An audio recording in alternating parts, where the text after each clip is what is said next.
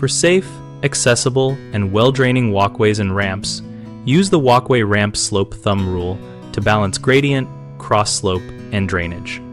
For ramp slope, the practical maximum is 1 to 12, which means 1 unit rise over 12 units run to meet most accessibility expectations, and when space allows, prefer 1 to 20 for a gentler walkway slope that is easier for everyone to use. Aim for a cross slope no greater than 2%, which is 2 units drop per 100 units run to prevent wheelchairs from veering and to maintain comfortable footing. Measure cross slope with a level and a straight board or smartphone inclinometer. Always design short-run landing areas for every rise of 30 inches so users can rest and change direction safely, and provide continuous handrails on both sides when the rise or run triggers handrail requirements. Handrails should be between 34 and 38 inches above the walking surface and have a clear, graspable profile.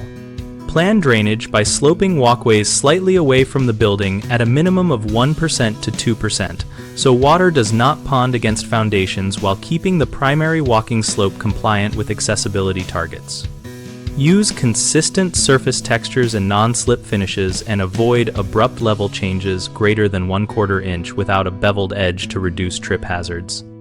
When retrofitting existing paths, break long slopes into shorter segments with intermediate landings, and use compacted base and proper edge restraints to prevent surface migration that increases perceived slope over time. Common mistakes include making ramps too steep, which creates unsafe conditions for users and increases fall risk. Correct this by lengthening the ramp to reach 1 to 12 or, better, 1 to 20 where possible, and add landings. Another issue is excessive cross slope, which causes mobility devices to drift and tires to scrub. Fix this by regrading the path cross-section and ensuring crown or fall is constrained to 2% or less with a consistent surface finish. A third frequent problem is poor drainage that leads to ice, algae, and standing water, which compromise safety.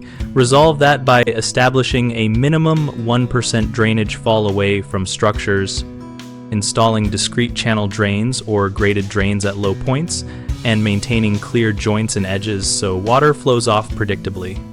BigHomeProjects.com helps homeowners connect with local contractors and browse community discussion threads about walkways, ramps, and slope best practices.